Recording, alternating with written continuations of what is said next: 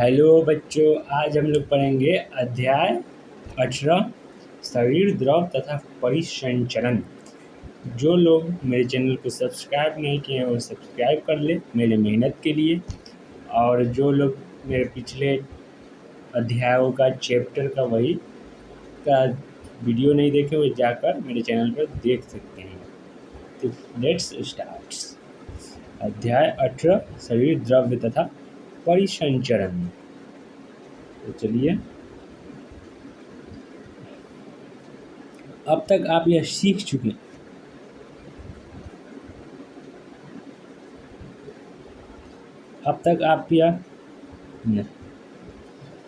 अब तक आप यह सीख चुके हैं कि जीवित कोशिकाओं को ऑक्सीजन, पोषण, अन्य आवश्यक पदार्थ उपलब्ध होने चाहिए। ऊतकों को सुचारू कार्य हेतु अपशिष्ट या हानिकारक पदार्थों जैसे कार्बन डाइऑक्साइड को लगातार निष्कासन आवश्यक है। अतः इन पदार्थों के कोशिकाओं तक से ले चलन हेतु एक प्रभावी क्रियाविधि का होना आवश्यक था। विभिन्न प्राणियों में इस हेतु अभिगमन के विभिन्न तरीके विकसित हुए हैं। सरल प्राणी जैसे स्पंज एवं सिल्टरेंट बाहर से अपने शरीर में पानी का संचरण शारीरिक गुहाओं में करते हैं, जिससे कोशिकाओं के द्वारा इन पदार्थों का आदान प्रदान सरलता से हो सके। जटिल प्राणी इन पदार्थों के परिवहन के लिए विशेष तरल का उपयोग करते हैं। मनुष्य सहित उच्च प्राणियों में रक्त इस उद्देश्य में काम आने वाले सर्वाधिक सामान्य तरल है। एक अन्य शरीर द्रव लसिका भी कुछ विशिष्ट तत्वों के परिवहन में सहायता करता है। इस अध्याय में आप रुधिर एवं लसिका ऊतक द्रव के संगठन एवं गुणों के बारे में पढ़ेंगे। इसमें रुधिर के परिसंचरण को भी समझाया गया है। अब है रुधिर। रक्त एक विशेष प्रकार का ऊतक है जिसमें द्रवीय, आधात्रिक या मैट्रिक्स, प्लाज्मा तथा अन्य संगठित संरचनाएं पाई जाती हैं। प्लाज्मा या प्लेज्मा प्रद्रव्य एक हल्के पीले का रंग का गाढ़ा तरल पदार्थ है जो रक्त के आयतन लगभग 55% होता है। प्रद्रव्य में 90 से 92% जल तथा 6 से 8% प्रोटीन पदार्थ होते हैं। फाइब्रिनोजेन, ग्लोब्यूलिन तथा एल्ब्यूमिन प्लाज्मा में उपस्थित मुख्य प्रोटीन है। फाइब्रिनोजेन की आवश्यकता रक्त थक्का बनाने या स्कंदन में होती है। ग्लोब्यूलिन का उपयोग शरीर के प्रतिरक्षा तंत्र तथा एल्ब्यूमिन के उपयोग प्रसरणी संतुलन के लिए होता है। प्लाज्मा में अनेक खनिज आयन जैसे Na+, Cf++, Mg++, HCO3, Cl- इत्यादि भी पाए जाते हैं। शरीर में संक्रमण की अवस्था में होने के कारण ग्लूकोज, अमीनो अम्ल तथा लिपिड भी प्लाज्मा में पाए जाते हैं। रुधिर का थक्का बनने अथवा स्कंदन के अनेक कारक प्रद्रव्य के साथ निष्क्रिय दशा में रहते हैं। बिना थक्का या स्कंदन कारकों के प्लाज्मा को सीरक कहते हैं। सीरम।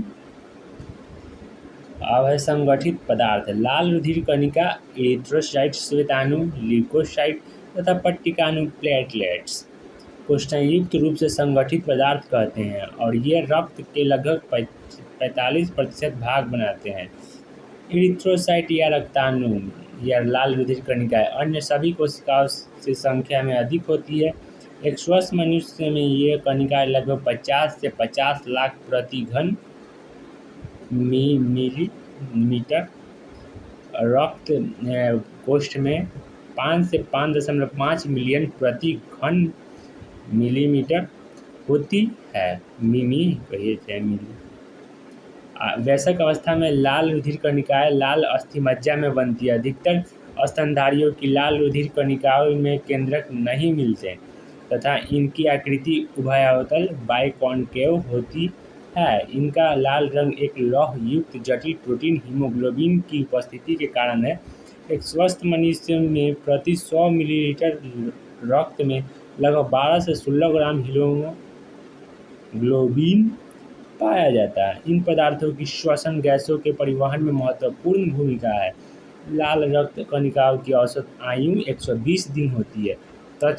तत्पश्चात इनका विनाश प्लीहा या लाल रक्त कणिकाओं का कब्रिस्तान में होता है।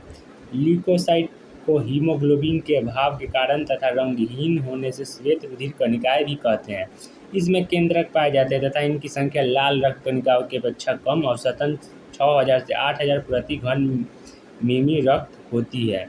सामान्यतः ये कम समय तक जीवित रहती है। इनको दो मुख्य श्रेणियों में बांटा गया है, ये कणिकाणु ग्रेन्युलोसाइट्स तथा अकर्ण कोशिका एग्रेन्युलोसाइट्स। न्यूट्रोफिल, इओसिनोफिल एवं बेसोफिल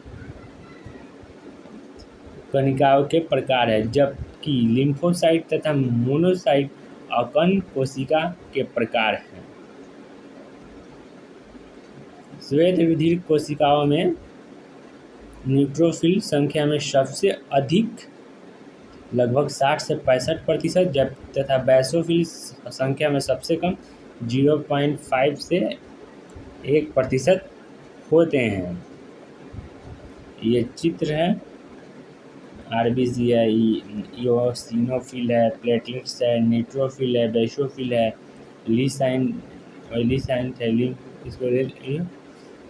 इसको टी लिम्फोसाइट, इसको बी लिम्फोसाइट कहते हैं। रक्त की में संगठित पदार्थ यही सब है। चलिए अब पढ़ते हैं। न्यूट्रोफिल तथा मोनोसाइट 6 से 8% भक्षण कोशिका होती है जो अंदर प्रवेश वही न्यूट्रोफिल तथा मोनोसाइट 6 से 8% है जो भक्षण कोशिका होती है जो अंदर प्रवेश करने वाले बाह्य जीवों को समाप्त करती है। बेसोफिल हिस्टामिन, सीरोटोनिन, हिपैरिन आदि का स्राव करती है तथा शोधकारी क्रियाओं में सम्मिलित होती है। इओसिनोफिल 2 से 3% संक्रमण से बचाव करती है तथा एलर्जी प्रतिक्रिया में सम्मिलित रहती है। और लिम्फोसाइट 20 से 25% मुख्य 2 प्रकार की है, बी तथा टी। बी और टी दोनों प्रकार के लिम्फोसाइट शरीर की प्रतिरक्षा के लिए उत्तरदायी हैं। पट्टिकाणु या प्लेटलेट्स को थ्रोम्बोसाइट कहते हैं। ये मेगाकैरियोसाइट या अस्थि मज्जा की विशेष कोशिका के टुकड़े में विखंडन से बनती है। रक्त में इनकी संख्या 1.5 से 3.5 लाख प्रति घन मिमी होती है। प्लेटलेट्स कई प्रकार के पदार्थ स्रावित करती है जिनमें अधिकांश रुधिर का थक्का जमाने या स्कंदन में सहायक है। प्लेटलेट्स की संख्या में कमी के कारण स्कंदन या जमाव में विकृति हो जाती है तो शरीर से अधिक रक्त स्राव हो जाता है। अब है रक्त समूह। आप जानते हैं कि मनुष्य का रक्त एक जैसा दिखते हुए भी कुछ अर्थों में भिन्न होता है। रक्त का कई तरीकों से समूहीकरण किया गया है। इनमें से 2 मुख्य समूह एबीओ तथा आरएच का उपयोग पूरे विश्व में होता है। अब एबीओ समूह मुख्य समूह मुख्यतः लाल रुधिर कणिकाओं की सतह पर 2 प्रतिजन एंटीजन की उपस्थिति या अनुपस्थिति पर निर्भर होता है। ये एंटीजन ए और बी है जो प्रतिरक्षा अनुक्रिया को प्रेरित करते हैं। इसी प्रकार विभिन्न व्यक्तियों में 2 प्रकार के प्राकृतिक प्रतिरक्षी या एंटीबॉडी या शरीर प्रतिरोधी मिलते हैं। प्रतिरक्षी वे प्रोटीन पदार्थ हैं जो प्रतिजन के विरुद्ध पैदा होते हैं। 4 रक्त समूह हो ए बी और ओ में प्रतिजन तथा प्रतिरक्षी की स्थिति को देखते हैं जिसको तालिका 18.1 में दर्शाया गया। देख लेते तालिका 18.1 रक्त समूह तथा रक्तदाता सुयोग्यता। रक्त समूह लाल रुधिर कणिकाओं पर प्रतिजन ए रक्त समूह ए का लाल रुधिर कणिकाओं पर प्रतिजन ए है। प्लाज्मा में प्रतिरक्षी है एंटीबॉडीज एंटी बी है। और रक्तदाता समूह मतलब इसको रक्त दे सकता है, किसी को देता है ए ओ। बी रक्त समूह लाल रुधिर कणिकाओं पर प्रतिजन बी, प्लाज्मा में प्रतिरक्षी एंटी ए और रक्तदाता समूह बी ओ। फिर रक्त समूह ए बी लाल रुधिर कणिकाओं पर प्रतिजन ए बी, प्लाज्मा में प्रतिरक्षी अनुपस्थित, रक्तदाता समूह ए बी ओ। अब फिर ओ है लाल रुधिर कणिकाओं पर प्रतिजन अनुपस्थित है इसमें, प्लाज्मा में प्रतिरक्षी एंटी-ए बी और रक्तदाता समूह ओ। दाता एवं ग्राही या अदाता के रक्त समूहों को रक्त चढ़ाने से पहले सावधानीपूर्वक मिलान कर लेना चाहिए, जिससे रक्त स्कंदन एवं आरबीसी के नष्ट होने जैसे गंभीर परेशानियों न हो। दाता संयोजकता या डोनर कैपेटिबिलिटी तालिका 18.1 में दर्शाई गई है। तालिका 18.1 में दर्शाई गई है। उपरोक्त तालिका से स्पष्ट है कि रक्त समूह ओ एक सर्वदाता है जो सभी समूहों को रक्त प्रदान कर सकता है। रक्त समूह ए भी सर्व अदाता है, ग्राही है, जो सभी प्रकार के रक्त समूहों से रक्त ले सकता है। अब है रक्त आरएच समूह। एक अन्य प्रतिजन एंटीजन आरएच है जो लगभग 80% मनुष्यों में पाया जाता है तथा यह आरएच एंटीजन रिसेस बंदर में पाए जाने वाले एंटीजन के समान है। ऐसे व्यक्ति को जिसमें आरएच एंटीजन होता है वो आरएच सहित या आरएच पॉजिटिव, और जिसमें यह नहीं होता है उसे आरएच हीन या आरएच निगेटिव कहते हैं। यदि आरएच रहित के व्यक्ति के रक्त को आरएच सहित पॉजिटिव के साथ मिलाया जाता है तो व्यक्ति में रक्त प्रतिजन आरएच निगेटिव के विरुद्ध विशेष प्रतिरक्षी बन जाती है। अतः रक्त आदान प्रदान के पहले आरएच समूह को मिलाना भी आवश्यक है। एक विशेष प्रकार की आरएच अयोग्यता को एक गर्भवती आरएच निगेटिव माता एवं उसके गर्भ में पल रहे भ्रूण के आरएच पॉजिटिव के बीच पाई जाती है। अपराध द्वारा पृथक रहने के कारण भ्रूण का आरएच एंटीजन सगर्भता में माता के आरएच निगेटिव को प्रभावित नहीं कर पाता, लेकिन फिर भी पहले प्रसव के समय माता के आरएच निगेटिव रक्त से शिशु के आरएच पॉजिटिव रक्त के संपर्क में आने की संभावना रहती है। ऐसी दशा में माता के रक्त में आरएच प्रतिरक्षी बनना प्रारंभ हो जाता है। ये प्रतिरोध में एंटीबॉडीज बनाना शुरू कर देती है।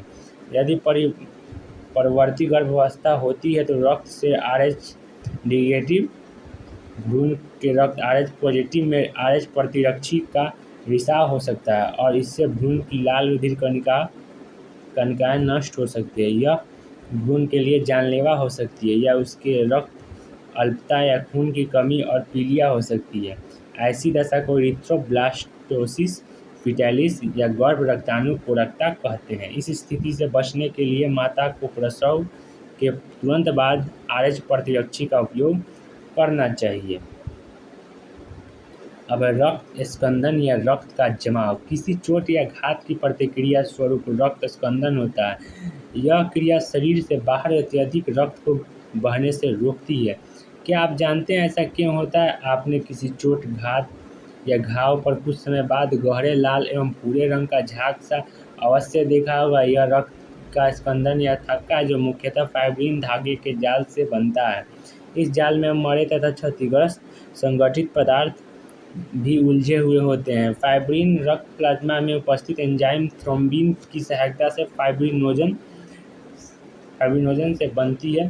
थ्रोम्बिन की रचना प्लाज्मा में उपस्थित निष्क्रिय प्रोथ्रोम्बिन से होती है, इसलिए थ्रोम्बोकाइनेज एंजाइम समूह की आवश्यकता होती है। यह एंजाइम समूह रक्त प्लाज्मा में उपस्थित अनेक निष्क्रिय कारकों की सहायता से एक के बाद एक अनेक एंजाइमी प्रतिक्रिया की श्रृंखला या सोपानी प्रक्रम से बनता है। एक चोट या घात रक्त में उपस्थित प्लेटलेट्स को विशेष कारकों को मुक्त करने के लिए प्रेरित करता है, जिनसे स्पंदन की प्रक्रिया शुरू होती है। क्षतिग्रस्त ऊतकों द्वारा भी चोट की जगह पर कुछ कारक मुक्त होते हैं जो स्पंदन को प्रारंभ कर सकते हैं। इस प्रतिक्रिया में कैल्शियम आयन की भूमिका बहुत महत्वपूर्ण होती है। अब लसिका। रक्त जब ऊतक की कोशिकाओं से होकर गुजरता है तब बड़े प्रोटीन अणु एवं संगठित पदार्थों को छोड़कर रक्त से जल एवं जल में घुलनशील पदार्थ कोशिकाओं से बाहर निकल जाते हैं। इस तरल की अंतराली द्रव या ऊतक द्रव कहते हैं। इसमें प्लाज्मा के समान ही खनिज लवण पाए जाते हैं।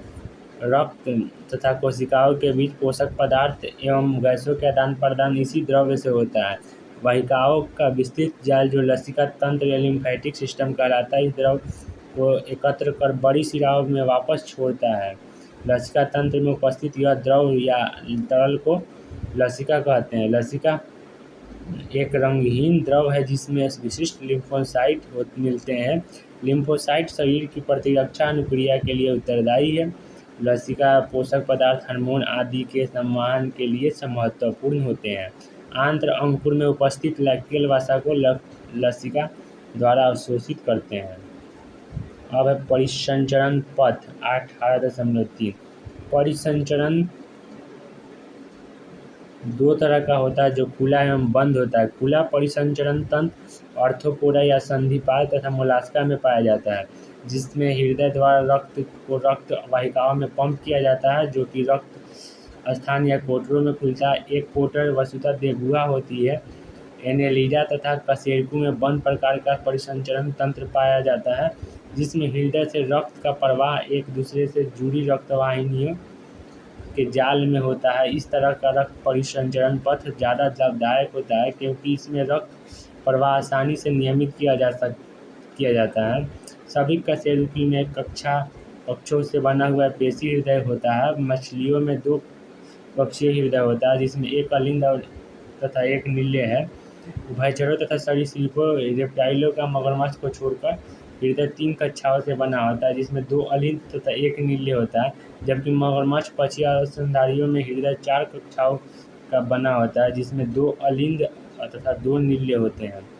मछलियों में हृदय विऑक्सीजनित रुधिर बाहर को पंप करते हैं, जो क्लोम द्वारा ऑक्सीजनित होकर शरीर में विभिन्न भागों में पहुंचता है तथा वहां से विऑक्सीजनित रक्त हृदय में वापस आता है। इस क्रिया को एकल परिसंचरण कहते हैं। उभयचरों एवं सरीसृपों में बायां अलिंद क्लोम फेफड़ों त्वचा से ऑक्सीजन युक्त रक्त प्रवाह प्राप्त करता है तथा दाहिना अलिंद शरीर के दूसरे भागों से विऑक्सीजनित रुधिर प्राप्त करता है, लेकिन वे रक्त को नील्य में मिश्रित कर बाहर की ओर पंप करते हैं। इस प्रक्रिया को अपूर्ण दोहरा परिसंचरण कहते हैं। पक्षियों एवं स्तनधारियों में विऑक्सीजनित विऑक्सीजनित रक्त क्रमशः बाएं एवं दाएं अलिंदों में आता है, वहाँ जहाँ से वह उसी क्रम में बाएं दाएं एवं बाएं नील्यों में जाता है। नील्य बिना रक्त को मिलाए इन्हें पंप करता है। अर्थात 2 तरह के परिसंचरण पथ इन प्राणियों में मिलते हैं। इन प्राणियों में दोहरा परिसंचरण पाया जाता है। अब हम मानव के परिसंचरण तंत्र का अध्ययन करते हैं। मानव परिसंचरण तंत्र। मानव परिसंचरण तंत्र, जिसे रक्तवाहिनी तंत्र भी कहते हैं, जिसमें कक्षों से बना पेशी हृदय शाखित बंद रक्त वाहिनियों का एक जाल रक्त एवं तरल समाहित होता है। रक्त इनमें बहने वाला एक तरल है, जिसके बारे में आप विस्तृत रूप से इस अध्याय के पूर्ववर्ती पृष्ठों में पढ़ चुके हैं। हृदय की उत्पत्ति मध्य जनस्तर या मेसोडर्म से होती है तथा यह दोनों फेफड़ों के मध्य वक्ष गुहा में स्थित होती है। यह थोड़ा सा बाईं तरफ झुका रहता है। यह बंद मुट्ठी के आकार का होता है। यह एक दोहरी भित्ति के झिल्लीमय थैली हृदय आवरणी द्वारा सुरक्षित होता है, जिसमें हृदय आवरणी द्रव पाया जाता है। हमारे हृदय में 4 कक्ष होते हैं, जिसमें 2 कक्ष अपेक्षाकृत छोटे तथा ऊपर को पाए जाते हैं, जिन्हें अलिंद या आर्टरिया कहते हैं, तथा 2 कक्ष अपेक्षाकृत बड़े होते हैं, जिन्हें नील या वेंट्रिकल कहते हैं। एक पतली पेशीय भित्ति, जिसे अंतर्लिंदी पट कहते हैं, दाएं एवं बाएं अलिंदों को अलग करती है, जबकि एक मोटी भित्ति, जिसे आंतर्निलयी पट कहते हैं, जो बाएं एवं दाएं नील्य को अलग करती है। अपनी अपनी ओर के अलिंद एवं नील्य के एक मोटी रेखीय ऊतक, जिसे अलिंद नील्य पट द्वारा पृथक रहते हैं। हालांकि इन पटों में एक एक छिद्र होता है, जो एक ओर के दोनों कक्षों को जोड़ता है। दाहिने अलिंद और दाहिने नील्य पर 3 पेशी पल्लव या वलनों से फ्लैप्स या कैप्स से युक्त एक वल्ब पाया जाता है। इसे ट्राइकस्पिड या त्रिवलनी कपाट या वल्ब कहते हैं। बाएं अलिंद तथा बाएं नील्य के रंध्र पर एक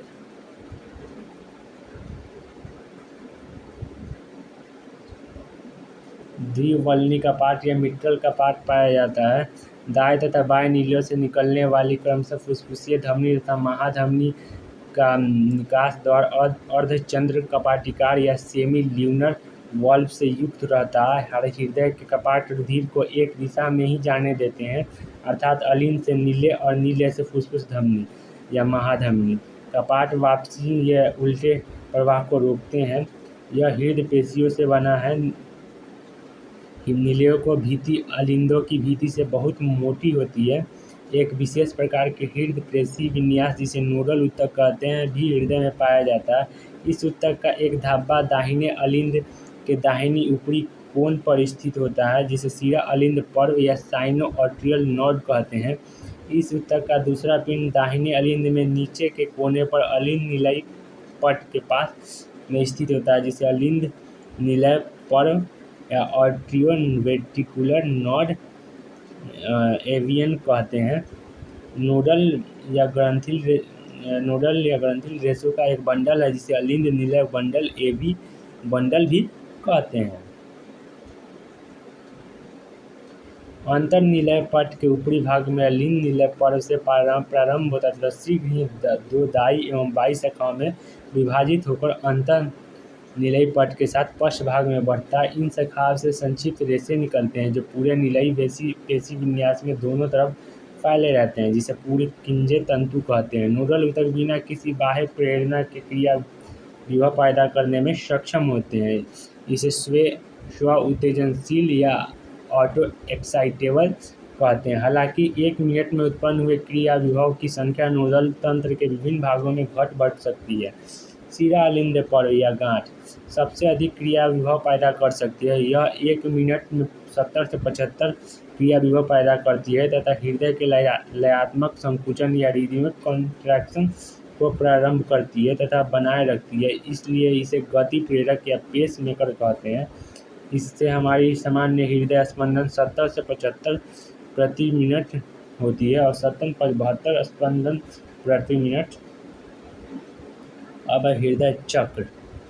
हृदय काम कैसे करता है अब हम जाने। प्रारंभ में माना कि हृदय के चारों कक्ष शिथिल अवस्था में है, अर्थात हृदय अनुशिथिलन अवस्था में है। इस समय त्रिवलन या द्विवलन कपाट खुले रहते हैं, जिससे रक्त फुसफुस शिरा तथा महाशिरा में क्रमशः बाएं तथा दाएं अलिंद से होता हुआ बाएं तथा दाएं नीले में पहुंचता है। अर्धचंद्रक पाटिका इस अवस्था में बंद रहती है। अब शिरा अलिंद पर्व एसएएन क्रिया विभव पैदा करता है, जो दोनों अलिंदों को प्रेरित कर अलिंद प्रकुंचन पैदा करती है। इस क्रिया से रक्त का प्रवाह नीले के में लगभग 30% बढ़ जाता है। नीले में क्रिया विभव का संचालन अलिंद निलय पर्व तथा अलिंद निलय बंडल द्वारा होता है, जहां से हिज के बंडल इसे निलयी पेशी विन्यास तक पहुंचाता है। इसके कारण निलयी पेशियों में संकुचन होता है, अर्थात निलय प्रकुंचन। इस समय अलिंद विश्राम अवस्था में जाते हैं। इस अलिंद को अनुशिथिलन कहते हैं, जो अलिंद प्रकुंचन के साथ साथ होता है। निलयी प्रकुंचन निलयी दाब बढ़ जाता है, जिससे त्रिवल्नी एवं द्विवल्नी कपाट बंद हो जाते हैं। अतः रक्त विपरीत दिशा अर्थात अलिंद में नहीं आता है। जैसे ही नीले दबाव बढ़ता है, अर्धचंद्रक पाटिकाएं जो फुसफुस धमनी या दाईं ओर तथा महाधमनी बाईं ओर पर स्थित होती है, खुलने के लिए मजबूर हो जाते हैं, जिससे रक्त इन धमनियों से होता हुआ परिसंचरण मार्ग में चला जाता है। नीले एवं शिथिल हो जाते हैं तथा इसे नीले अनुशिथिलन कहते हैं। इस तरह नीले का दाब कम हो जाता है, जिससे अर्धचंद्रक पाटिका बंद हो जाती है, जिससे रक्त का विपरीत प्रवाह नीले में नहीं होता है। निलय दाब और कम होता है, अतः अलिंद में रक्त का दाब अधिक होने के कारण त्रिवल्नी कपाट तथा द्विवल्नी कपाट खुल जाते हैं। इस तरह शिराओं से आए हुए रक्त का प्रवाह अलिंद से पुनः नीले में शुरू हो जाता है। नीले तथा अलिंद एक बार पुनः जैसा कि ऊपर लिखा गया है शिथिल अवस्था में चला जाता है। शिरा अलिंद पर्व या कोठरा अलिंद गांठ पुनः क्रिया विभव पैदा करती है तथा उपरोक्त वर्णित से सारी क्रिया को दोहराती है, जिससे यह प्रक्रिया लगातार चलती रहती है। एक हृदय स्पंदन के प्रारंभ से दूसरे स्पंदन के आरंभ एवं संपूर्ण हृदय स्पंदन होने के बीच के घटनाक्रम को हृदय चक्र या कार्डियक साइकिल कहते हैं तथा इस क्रिया में दोनों अलिंदों तथा दोनों नीलों का प्रकुंचन एवं अनुशीतलन सम्मिलित होता है। जैसा कि ऊपर वर्णन किया जा चुका है कि हृदय स्पंदन 1 मिनट में 72 बार होता है, अर्थात 1 मिनट में कई बार हृदय चक्र होता है। इससे एक चक्र का समय 0.8 सेकेंड निकाला जा सकता है। प्रत्येक हृदय चक्र में नीलई 70 मिलीलीटर रक्त पंप करता है, जिसे प्रवाह आयतन कहते हैं। प्रवाह आयतन को हृदय दर से गुणा करने पर हृदय निकास कहलाता है। इसलिए हृदय निकास प्रत्येक नीले द्वारा रक्त की मात्रा को प्रति मिनट बाहर निकालने की क्षमता है, जो एक स्वस्थ मनुष्य में औसतन 5000 मिलीलीटर या 5 लीटर होती है। हम प्रवाह आयतन तथा हृदय दर को बदलने की क्षमता रखते हैं, जिससे हृदय निकास भी बदलता है। उदाहरण के तौर पर खिलाड़ी या धावकों के हृदय निकास सामान्य मनुष्य से अधिक होता है। हृदय चक्र के दौरान 2 महत्वपूर्ण ध्वनियाँ स्टेथोस्कोप द्वारा सुनी जा सकती है। प्रथम ध्वनि लव त्रिवलनी तथा द्विवलनी कपाट के बंद होने से संबंधित है, जबकि दूसरी ध्वनि अर्धचंद्रक कपाट के बंद होने से संबंधित है। इन दोनों ध्वनियों को चिकित्सा निदान में बहुत महत्व है। अब विद्युत हृदय लेख या इलेक्ट्रोकार्डियोग्राफ। आप शायद अस्पताल के टेलीविज़न के दृश्य से चिर परिचित होंगे। जब कोई बीमार व्यक्ति हृदयघात के कारण निगरानी मशीन या मॉनिटरिंग मशीन पर रखा जाता है, तब आप पीप पीप पीप और पी पी पी की आवाज़ सुन सकते हैं। इस तरह का मशीन इलेक्ट्रोकार्डियोग्राफ का उपयोग विद्युत हृदय लेख या इलेक्ट्रोकार्डियोग्राम ईसीजी प्राप्त करने के लिए किया जाता है। ईसीजी हृदय के हृदयी चक्र को विद्युत क्रियाकलापों का आरेखीय प्रस्तुतिकरण है। देख लेते हैं। मानव ईसीजी का रेखांकित चित्रण। यहाँ पी है, यहाँ आर है, फिर यहाँ टी टी। अब कुछ देख लेते हैं। पिक्चर दिया है तो कहीं पिक्चर तो नहीं दिया अभी तक, यहाँ दिया है, देखते हैं। चलिए एक मानव हृदय का काट देखते हैं। चलिए, तो ये महाधमनी है, ये फुसफुस धमनी है, ये फुसफुस शिराएँ हैं, ये बाया अलिंद है, ये पुरकिंजे रेशों के साथ हीर मंडल है, ये बाया नील्य है, ये अंतर्नीलयी पट्टिका है, ये दाहिना नील्य है, कार्डिये टेंडिनिये है, ये अलिंद नीलयी गांठ है, ये दाहिना अलिंद है, ये कोटरा अलिंद गांठ है, ये महाशिरा है। चलिए हो गया चित्र। ईसीजी देखते हैं। से प्राप्त करने के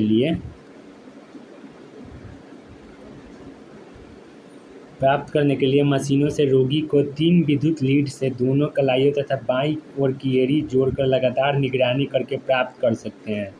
हृदय क्रियाओं के विस्तृत मूल्यांकन के लिए कई तारों या लीड्स को सीने से जोड़ा जाता है। यहाँ हम केवल मानक ईसीजी के बारे में बताएंगे। ईसीजी के प्रत्येक चमोत्कर्ष को पी से टी तक दर्शाया जाता है, जो हृदय की विशेष विद्युत क्रियाओं को प्रदर्शित करता है। पी तरंग को अलिंद के उद्दीपन या विध्रुवण के रूप में प्रस्तुत किया जाता है, जिससे दोनों अलिंदों का संकुचन होता है। क्यूआरएस सम्मिश्र नीले का अध्रुवण को प्रस्तुत करता है, जो नीले के संकुचन को शुरू करता है। संकुचन क्यू तरंग के तुरंत बाद शुरू होता है, जो प्रकुंचन की शुरुआत का घोतक है। टी तरंग नीले का उत्तेजना से सामान्य अवस्था में वापस आने की स्थिति को प्रदर्शित करते हैं। टी तरंग का अंतःपंख प्रकुंचन अवस्था को समाप्ति का घोतक है। स्पष्टतः एक निश्चित समय में क्यूआरएस सम्मिश्र की संख्या गिनने पर एक मनुष्य के हृदय स्पंदन की दर भी निकाली जा सकती है। यद्यपि तरह तरह के व्यक्तियों को ईसीजी संरचना एवं आकृति सामान्य होती है, इस आकृति में कोई परिवर्तन किसी संभावित असामान्यता अथवा बीमारी को इंगित करता है, अतः यह इसकी चिकित्सीय महत्व बहुत ज़्यादा है। अब द्विसंचरण या डबल सर्कुलेशन। रक्त अनिवार्य रूप से एक निर्धारित मार्ग से रक्तवाहिनियों, धमनी एवं शिराओं में बहता है। मूल रूप से प्रत्येक धमनी और शिरा में 3 परतें होती हैं। अंदर की परत सल्की अंतरच्छादित ऊतक अंतः स्तर के कंचुक, चिकनी पेशी एवं लचीले रेशे से युक्त मध्य कंचुक एवं कोलेजन रेशे से युक्त रेशेदार संयोजी ऊतक बाह्य कंचुक। सिराओं में मध्य कंचुक अपेक्षाकृत पतला होता है। जैसा कि पहले बताया जा चुका है कि दाहिने नीले द्वारा पंप किया गया रक्त फुफ्फुसीय धमनियों में जाता है, जबकि बाएं नीले से रक्त महाधमनी में जाता है। ऑक्सीजन रहित रक्त फेफड़ों में ऑक्सीजन युक्त होकर फुफ्फुस सिराओं से होता हुआ बाह्य अलिंद में आता है। यह संचरण पथ फुफ्फुस संचरण कहते हैं। ऑक्सीजनित रक्त महाधमनी से होता हुआ धमनी, धमनिकाओं तथा कोशिकाओं कैपिलरीज से होता हुआ ऊतकों तक जाता है और वहां से ऑक्सीजन रहित होकर सिराओं तथा महासिराओं से होता हुआ दाहिने अलिंद में आता है। यह एक क्रमबद्ध परिसंचरण है। यह क्रमबद्ध परिसंचरण पोषक पदार्थ, ऑक्सीजन तथा अन्य जरूरी पदार्थों को ऊतकों तक पहुंचाता है तथा वहां से कार्बन डाइऑक्साइड तथा अन्य हानिकारक पदार्थों को बाहर निकालने के लिए ऊतकों से दूर ले जाता है। एक अनूठी संवहनी संबद्धता आहार नाल तथा यकृत के बीच उपस्थित होती है, जिसे यकृत निवाहिका परिसंचरण तंत्र हेपेटिक परपोर्टल सिस्टम कहते हैं। यकृत निवाहिका सिरा रक्त को इसके पहले कि वह क्रमबद्ध परिसंचरण में आंत से यकृत तक पहुंचती है। हमारे शरीर में एक विशेष हृदय परिसंचरण तंत्र कोरोनरी सिस्टम पाया जाता है, जो रक्त सिर्फ को हृदय पेशी न्यास तक ले जाता है तथा वापस लाता है।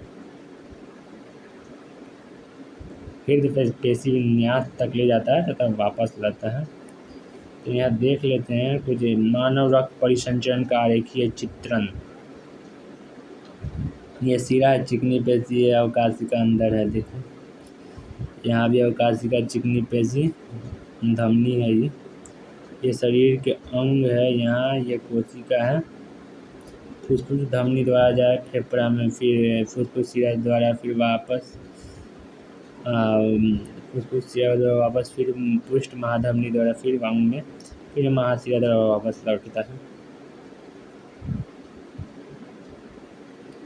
चलिए अब हृदय क्रिया नियमन 18.5 हृदय की सामान्य प्रक्रियाओं का नियमन अंतरिम होता है, अर्थात विशेष पेशी ऊतक या नोडल ऊतक द्वारा स्वनियमित होता है।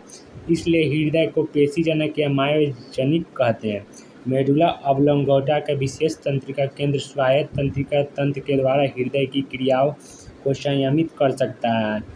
अनुकंपीय तंत्रिकाओं से प्राप्त तंत्रीय संकेत हृदय स्पंदन को बढ़ा देते हैं एवं नीलयी संकुचन को सुदृढ़ बनाते हैं, अतः हृदय निकास बढ़ जाता है। दूसरी तरफ परानुकंपी तंत्रिकीय संकेत, जो स्वचालित तंत्रिका केंद्र का हिस्सा है, हृदय स्पंदन एवं क्रिया विभव की संवहन गति कम करते हैं, अतः हृदय निकास को कम करते हैं। अधिवृक्क अंतस्था या एड्रिनल मेडुला का हार्मोन भी हृदय निकास को बढ़ा सकता है। अब है परिसंचरण की विकृतियाँ।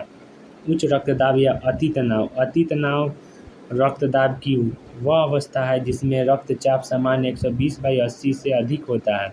इस मापदंड से 120 मिमी Hg मिलीमीटर में